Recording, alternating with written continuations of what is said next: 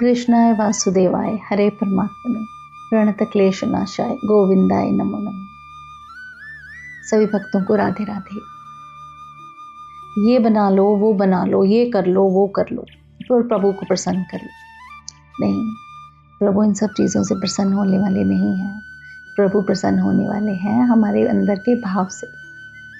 प्रभु को सब पता है हमारे अंदर क्या चल रहा है, बाहर क्या चल रहा है, हम किस भाव से व्यंजन तैयार कर रहे हैं, प्रभु को ये भी पता है।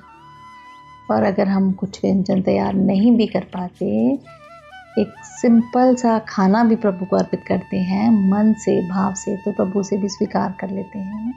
मैं आपको छोटी सी स्टोरी सुनाती हूँ। एक बार श्री कृष्ण को बहुत ज़्यादा भूख लगी थी और श्री कृष्ण हस्तिनापुर में थे।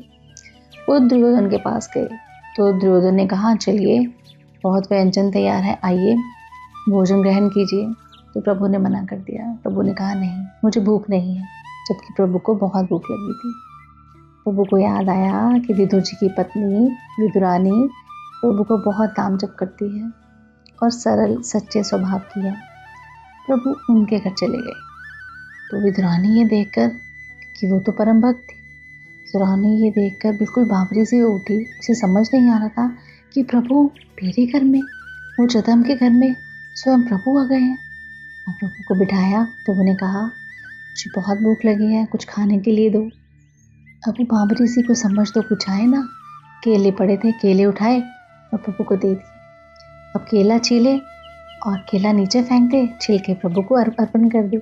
और प्रभु भी बड़े प्रेम से केले के छिलके खा रहे हैं।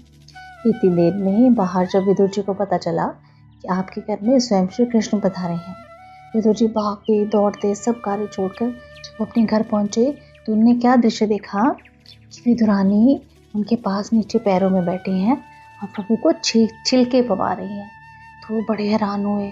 उन्होंने विदुरानी को थोड़ा सा डांटा और कहा, अरे बावरी, ये क्या कर रही है? प्रभु को छिलके खिला रही है और केले नीचे गिरा रही है। तो उन्होंने फटाफट से केला उठाया, छिलका उतारा और प्रभु को केला अर्पण किया। प्रभु ने केले का भोग लगाया। प्रभु ने कहा, विदुर जी, केला तो आपने खिला दिया और मैंने खा भी लिया, परंतु जो स्वाद, जो प्रेम मुझे केले के छिलके में मिला वो इस केले में नहीं है। इस स्टोरी से हमें क्या पता चलता है? इस स्टोरी से हमें ये समझ में आता है कि जो प्रभु हैं वो किसी व्यंजन के भूखे नहीं हैं। प्रभु भूखे हैं हमारे भाव के। हम किस भाव से प्रभु को कुछ अर्पित कर रहे हैं। इसलिए प्रभु को जब भी कुछ अर्पण करें, चाहे वो तिल, तेल, फूल, फल, कुछ भी हो, बड़े भाव से करें। जो भाव है ना, बस वही देखा जाएगा और कुछ नहीं देखा जाएगा।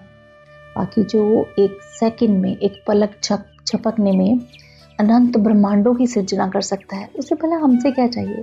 ध्यान से बैठ कर सोचिए, हम लाए ही क्या थे जो हम प्रभु को अर्पित कर सकते हैं? हमारी औकात ही क्या है कि हम प्रभु को कुछ अर्पित कर सकें? सब प्रभु का दिया हुआ है, उसमें से भी हम प्रभु को क्या अर्पित करें? परंतु हमारे भाव बहुत बड़ा फर्क ला देते हैं किसी चीज़ को अर्पण करने में। इस बात का हमेशा ध्यान रखिए। राधे राधे।